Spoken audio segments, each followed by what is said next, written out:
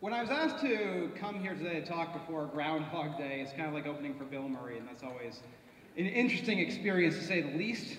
So I'm welcoming you all to the Tampa Theater tonight. Thank you so much for coming out and supporting us here. And like I said, we're going to be having the Astrophysicist talk about the meaning of time before watching Bill Murray slap it in the face. So it's interesting for me to start a talk about time in a movie theater, because really it was the movies that got me thinking about time a long, long time ago in a galaxy far, far away. And it kind of just evolved from there. My older brother, he owned Star Wars. My other brother, he had Empire Strikes Back, and I get Return of the Jedi for me. But constantly I was thinking about how the theater was depicting all these ideas of time travel and interacting with different moments in time. Here we've got Captain Kirk initiating time warp to go and save the whales back in the day. We, of course, have what I grew up with, Doctor Who in the TARDIS, and then Bill and Ted, who subsequently ripped him off. I love how Bill and Ted get more applause than Doctor Who. Yikes!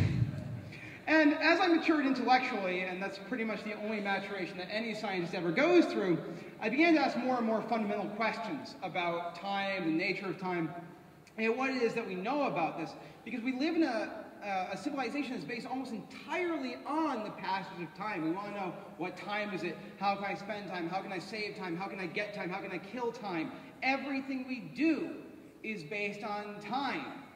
And that's been the way that human civilization has been forever, pretty much. And so, as we're going to start investigating time, we want to first think about measuring it, because that's easy-ish. And it turns out to be actually incredibly difficult. But in the beginning of time, we were dealing much more... Oh, here we have... I forgot about the slide. We have all kinds of time travel in cinema. At the beginning of time, though, we were really differentiating only one or two metrics as to what time is in the passage of time. We had night and day, sunrises and sunsets, and we had the cycle of moons to tell us what time of day or year it was. However, our ancestors would have very quickly realized, that these are not the best metrics for keeping time. We all know in modern society that the length of the day changes depending on the time of year and where you live and what's going on. We also know that the lunar calendar is not really the best way of doing things. Now, our ancestors may or may not have known the fact that moon has nothing to do with the seasons and seasonality and passage of time here on Earth as much as sun does, but they were able to make a crude calendar out of it. As time went on, civilizations were going to try and make better and better metrics and tools for measuring the passage of time. Here we have Stonehenge, which is a very important astronomical observatory from way back in the day. This tells me when it's the solstices of the year, i.e. the day when the sun stops in the sky, the longest and the shortest days of the year. We also had other observatories, such as the Anasazi observatories in southwestern United States. And people were doing this for a very, very long time. How long ago? Well, we can look back to the creation and the building of the Great Pyramid at Giza about 4,600 years ago. And we come to another problem with using sun as your calendar. Now, the Great Pyramid at Giza has itself constructed in such a way that its bases of the pyramid facing the cardinal directions north, south, east, and west. And back in the day, they would have figured this out by looking at the North Star. Now, most of us are aware of the North Star. We might not know its proper name, Polaris, but we know it's there, and if you want to find north, you can always just seek out Polaris, and you'll know more or less where you are. Only if you live in the modern age. Back in the day, it turns out the north pointed to a star called Thuban in the constellation Draco, because there's an interesting effect that goes on when you live on a spinning object. Like anything that spins, it has a secondary spin called a precession. And so where north of our planet points changes over a 36,000-year spin. It's quite slow. But again, as time marches on, we were able to improve the precision and the accuracy with which we were measuring time. Now, accuracy I'm using to mean how carefully we can define a moment of time, and precision is how repeatable that moment was. Now, this was quite hard. With the invention of the sundial, we had a decent idea of what time of day it was to an hour or so. As we started to invent better clocks, like pendulum clocks, we had the idea to a minute or so. But we were going to need to work over a long time to do better than that. In the 18th century, an inventor who had put Leonardo da Vinci to shame, named John Harrison, we don't know his name because he's not famous, invented one of the most important pieces of chronological technology ever, the marine chronometer.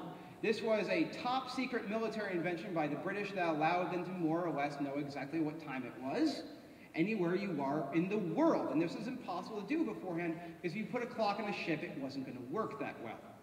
With this, they not only knew their latitude at any given time, they also knew their longitude, which gave them a very nice strategic advantage, and also the ability to measure time down to a second. Today, we need to be doing much, much better than that. We can't lose a second here and there. Now, even the best wristwatches that you can buy on the market are going to lose or gain a second every few months or so. But that's pretty good compared to what we were able to do in the past. But if you're a scientist, you require more accuracy, you require more precision. So what we're going to do is look at the natural vibration frequency of an atom. And that atom is known as cesium-133, and it vibrates 9,192,631,770 times per second. Ooh. So you count that 9,192,631,770. Yes, you can memorize this. Second, you have that many vibrations, you go, aha, 1. And then you start counting again, and you get to 2. This type of a clock is superior because to gain or lose a second will take me on the order of 100 million years. I think that will work for most human timekeeping, at least at this point. So I've at least mentioned how we measure time. I should add this. This is kind of how good we've gotten at this over time. But I've avoided thus far the question of what is time? And that's one of my favorite questions to get asked as a physicist. What's gravity? It gets the same answer. I don't know. You all write a paper and get a Nobel Prize. Do you know? Because we're all kind of wondering.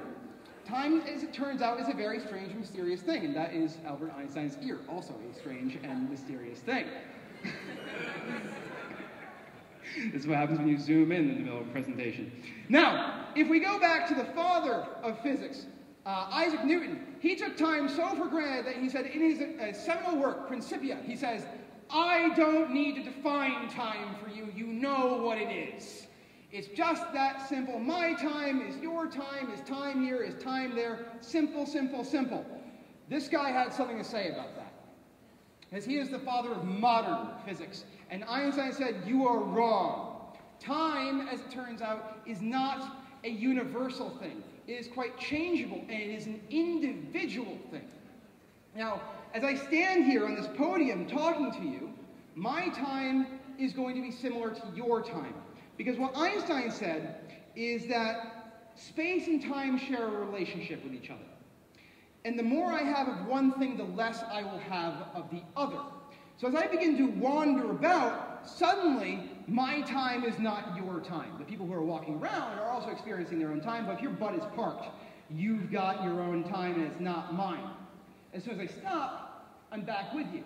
Now, if we exaggerate the effect, if I am going to walk towards you, what you are going to see is that I am going to slow down. My voice will get deeper, my clock will run slower, and the world will appear very strange to you. And as I watch you guys, you'll be zipping around and doing all these things you're doing, and it's going to move very, very quickly to me. That's strange. Why would that be? Like I said, it has this idea of motion and time being interlinked to one another. And what Einstein was able to work out is that the speed of light is the law, and it is the constant that we build our universe upon. And so we can build a very simple thought experiment. Let's build a clock. And Einstein says, okay, how about this kind of a clock? We have an emitter on the bottom, we bounce a laser beam up to a mirror on the top, have it come down, we go boop, boop, 1 second. Good. But what happens if we compare this distance here to the effect of if that clock moves? Suddenly the light has to go a greater distance. My moving clock is going to be ticking slower than your not moving clock. And so for me, living forever actually turns out to be a fairly straightforward thing. All I need to do is move as close to the speed of light as I humanly can. and I will live for a very, very long time. Now, there's another way we can do this. Now, this is special relativity, the idea of me being able to move quickly to march through time. But we have another way of doing business. Come back. And this is Einstein's second work for us, general relativity. And he says, well, it doesn't just matter if you're moving quickly. It matters if you're near a massive object. Our astronauts in space, the International Space Station, experiencing about 80% of the gravity we have here, their clocks are running faster than our clocks because we're closer to a large body, we're closer to something gravitationally massive. If you really want to slow down, fall into a black hole. You will live forever until you die. We will not see you die. So it turns out that traveling through time, at least going forwards through it, is relatively easy. We can actually do this, and we have. Back in the 1960s, we took two very accurate atomic clocks. We put one on the ground and one on an airplane. We flew it around the world, and we brought it back. And guess what? Their times didn't match. They were now out of sync. The one that had been moving was a little bit younger than the one that had not been moving. Now, mind you, at these kinds of terrestrial speeds, it was about a billionth of a second younger, but younger it was. So it turns out that, like I said, going forward through time, slowing down time for you so you can see everything going by, we can do.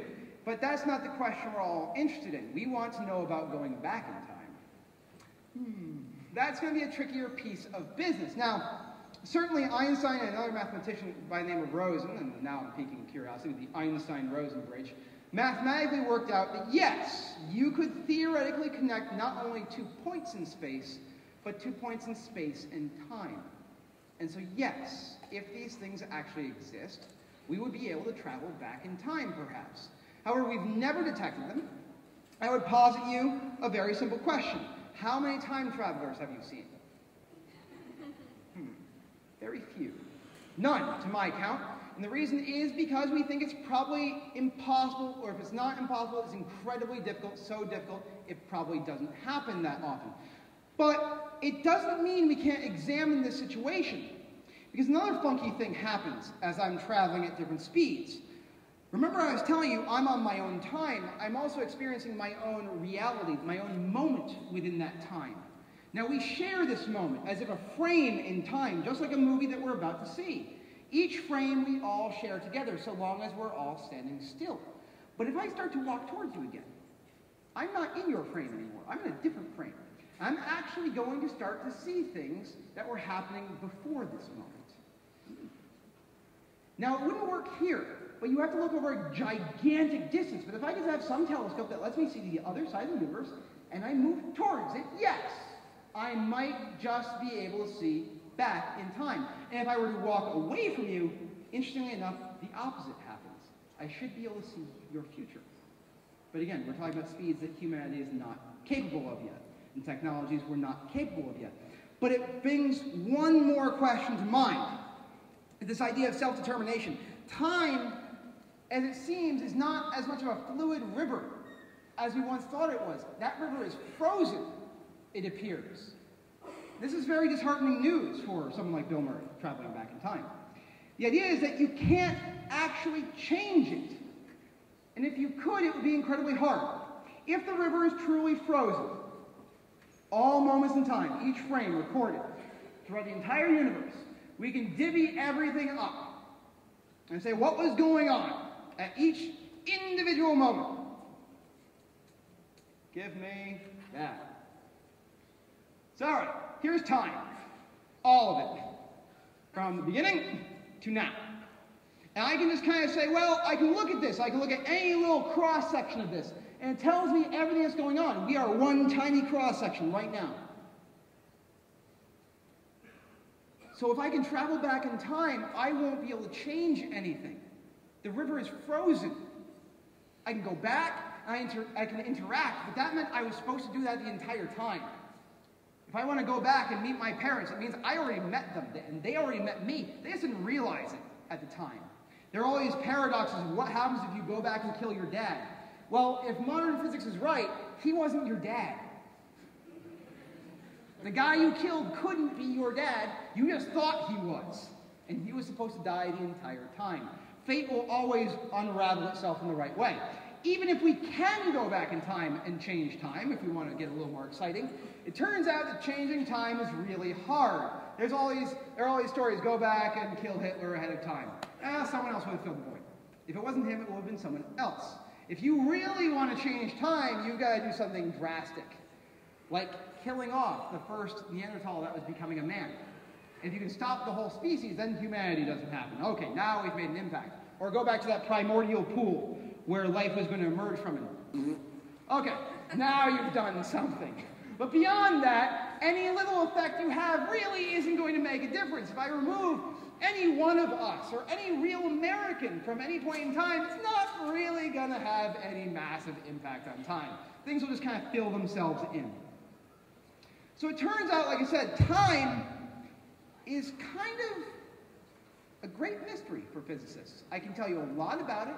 I can tell you how it behaves. I can tell you how to measure it. But when you ask me what it is, I have no idea. And no physicist on the planet, no one on the planet has any idea. But I will give you this little piece that I do know. The universe follows a good set of laws, and amongst those set of laws are laws of thermodynamics. And one of those laws pertains to entropy, which is the reason why no matter how many times you clean your house, it's always a mess. If you want that disordered system to become ordered again, you must put energy in. You clean the house and you go away and you come back, it's dirty again. How did that happen? Well, the universe, at this moment marked quantum fluctuations, was as ordered as it was ever going to be. And from that moment on, we've been moving towards disorder. And so we're wondering if over time, the whole rig is unraveling, just like our house. And the bigger question is, what will that do to time? And these are questions that are very large and very heady, and not for me and not for today. Thank you very much.